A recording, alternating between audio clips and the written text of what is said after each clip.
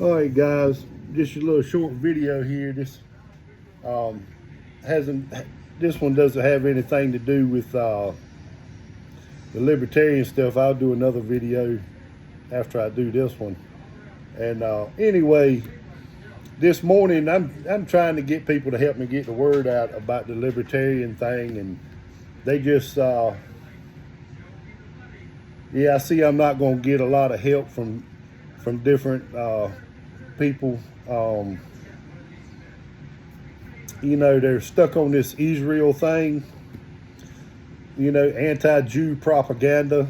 This is something I've never been an activist on, and I've seen it online for months. And, it's nothing. I just made one comment this morning about it. Somebody asked the definition of the word, told us to look up the definition, know it, learn it, Judaism and what else? Zionism.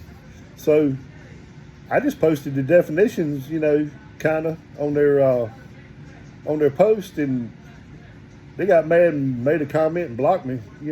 I just posted the definitions. I didn't, make any personal opinion or comment on it. I just posted the definitions. They told us to learn it, and I just posted the definitions. But anyway, she can block me all she wants. I don't even care. She just, want to call me a Zionist.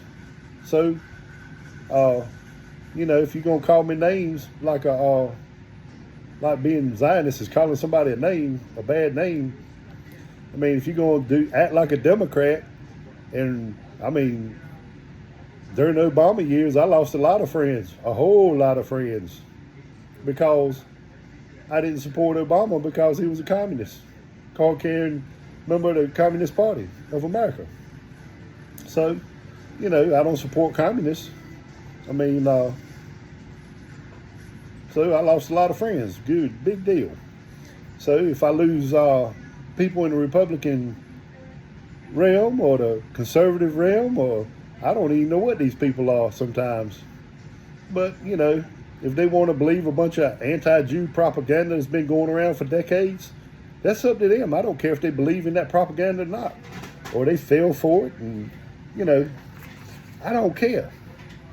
If you're going to call me a Zionist, all right, I'm a Zionist. If the Democrats going to call me a racist or a white bigot, okay.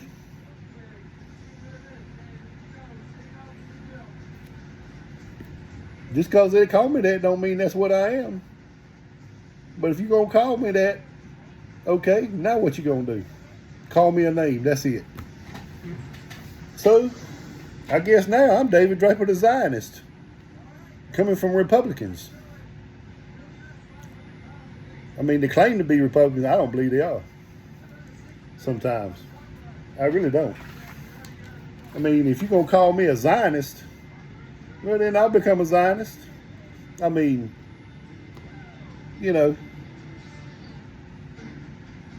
Israel has their country. Big deal.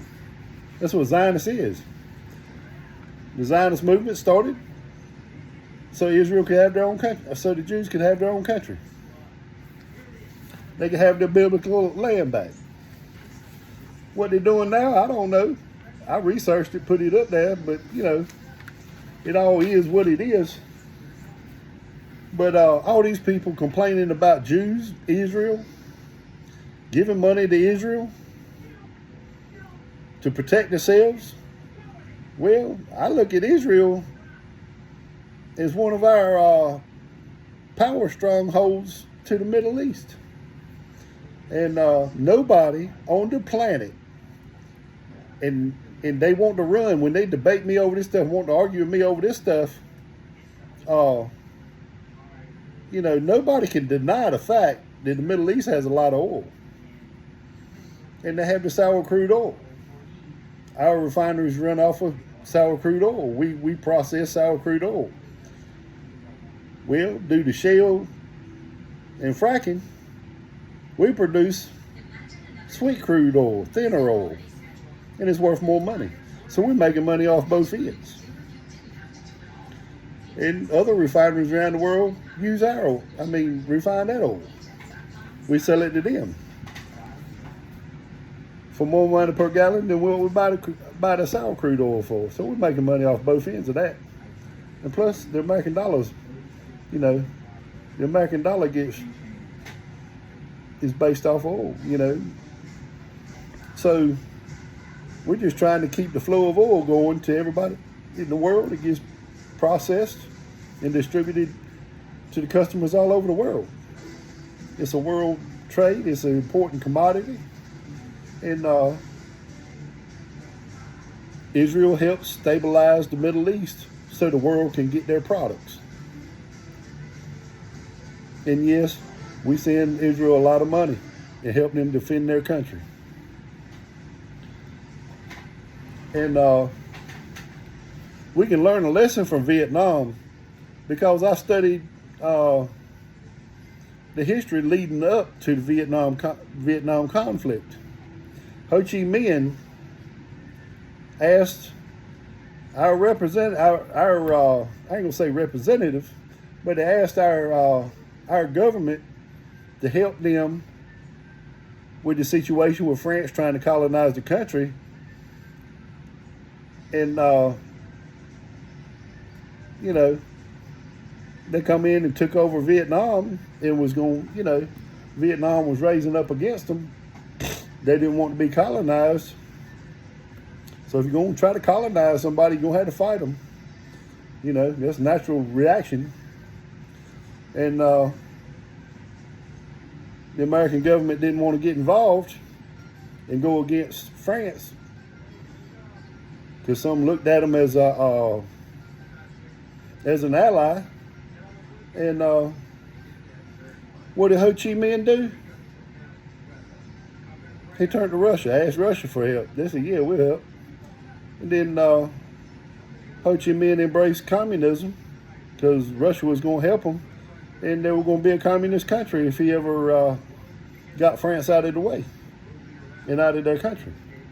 So then our government wanted to get involved, Cold War years, and then the communist wing in our country propagandized the whole situation and acting like a bunch of traitors that they are, wanted to side with Russia and Ho Chi Minh on making Vietnam a communist country. So our government intervened to stop the spread of communism, and that's the lesson. What lesson can we get from that? Well, if we pull out of Israel, everybody wants to stop sending them money to defend that country that we basically paid to help them build. And we got a humongous investment in Israel in American dollars and American everything. We've got a huge investment in Israel. All right. That being said, we have a huge investment already in there. It's already there for decades, ever since like 1940 something, 1950. All right. We can't get it back. It's already been spent. It's already been used. It's already been built. You're not going to get that investment back if you give it up. All right. Everybody's got a brainwashed idea about not funding Israel, not helping Israel, and they don't have an exit strategy. I ain't heard anybody on the social media, anybody I've talked to on the phone, texting back and forth with, nobody's got an exit strategy. Nobody's thinking about the vacuum. What happens when we stop? Do they get blown off the map? Not exist anymore? Do they turn to somebody else like Russia, China, France, I mean, France would love to have power and control of all that oil.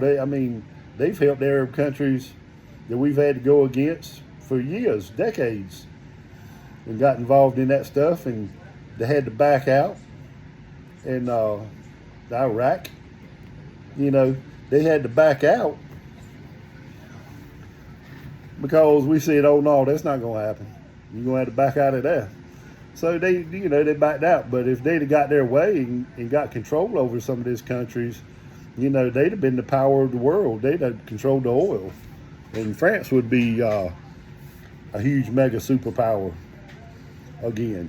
So, if you're going to abandon Israel and our huge investment for decades and decades, you're going to pretty much throw all that money right down the wash tub and give it to somebody else. And they're going to turn to somebody like Russia, China, something. And then they'll have that power hub that we built and paid for in the Middle East. That's all I look at Israel as, is our power hub. They're a sovereign country, but if Iran can have all these little proxies all over the Middle East and North Africa and everywhere, they have all these proxies fighting for them. Israel is one of our proxies. Let's look at it like that. They're one of our proxies. They're our power hub. So, there you go. If it ain't ours, it'll be somebody else's. And you pull out, somebody else will pull in. Nobody has an exit strategy. If you don't have an exit strategy first, don't get mad at me when I bring it up. You want to call me a Zionist? Well, I'll be a Zionist. You're making me a Zionist. I'm getting tired of people supposed to be calling themselves Republicans, conservatives, America first, or anything else, acting like totalitarians. If you're going to act like the Democrats, go on back over there to the Democrat side. Have a good day.